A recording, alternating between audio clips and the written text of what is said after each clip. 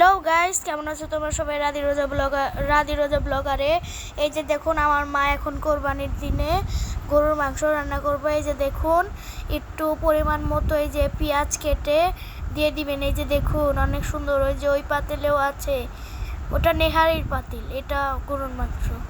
নেহারি বানানো হলে আমি দিয়ে দিবনি। তারপরে এই যে দেখুন আদা বাটা, এই যে দেখুন আদা বাটা 4 চামচ নাকি না 5 চামচ দেওয়া লাগবে আদা বাটা। 5 চামচ রসুন, 5 চামচ আদা, 5 চামচ রসুন। এই যে দেখুন, তারপরে রসুন দিব। এই যে দেখুন 5 চামচ রসুন। আর গরুর মাংসর মধ্যে এই যে আদার বাটা সমান সমান, রসুন বাটা সমান সমান দিতে হয়। আর আমার আম্মু অনেক মজার পায়েস, সেমাই, তারপরে অনেক কিছু বানিয়েছিল। আমার রোস্টও বানিয়েছিল, পোলাও বানিয়েছিল, আমি খেয়ে দেখেছি। এই যে দেখুন, ভালো লাগলে লাইক সাবস্ক্রাইব করে দিন প্লিজ। ভালো লাগলে লাইক সাবস্ক্রাইব করে দিন। এই যে দেখুন 5 চামচ দিয়ে দিচ্ছে।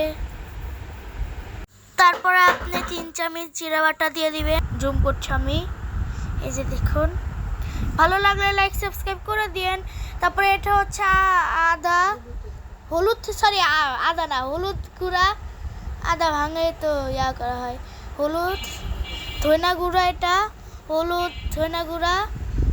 হলুদ গুঁড়া 1 চামচ, ধনা গুঁড়া 1 চামচ। তারপর মরিচের গুঁড়া, আপনার যদি ঝাল পছন্দ হয় মরিচের গুঁড়া বেশি দিবেন। আমি ঝাল খাইতে জন্য আমার আম্মু মরিচের গুঁড়া বেশি দিয়েছে। এই যে দেখুন, ভালো লাগলে লাইক সাবস্ক্রাইব করে দিন প্লিজ।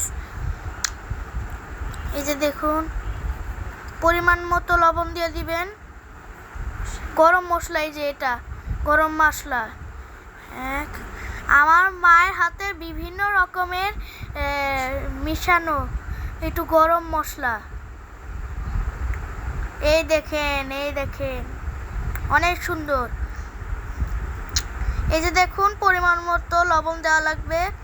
এই দেখুন 1 2 মনে হয় 3 চামচ, 3 চামচ আপনি লবণ দিবেন। তারপরে হলো স্বাদ মতো লবণ দিয়ে দিবেন। তারপরে 3 চামচ এই যে তেল দিয়ে দিবেন। তারপরে ভালো মতো মিশিয়ে নেবেন। এখন পুরো রান্না করে দিবেন। এখন আমি খেয়ে দেখবো। এই দেখুন, এখন আমি খেয়ে দেখবো। অনেক মজা,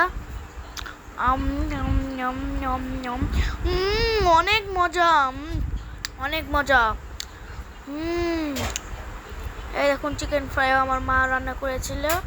এই যে দেখুন, অনেক মজা। আমার মায়ের হাতের রান্না অনেক মজা হয়। এই যে দেখুন, এই যে গরুর মাংস, ওই যে গরুর মাংস অনেক ভালো লাগলে লাইক সাবস্ক্রাইব করে দিন প্লিজ। এই যে দেখুন, ওইটা নেহারি খাইলা ইউটিউব চ্যানেলে দিয়ে দিব। এই যে দেখুন, লাইক করে দিন প্লিজ। টাটা, বাই বাই, আবার জন্য দেখা পাই।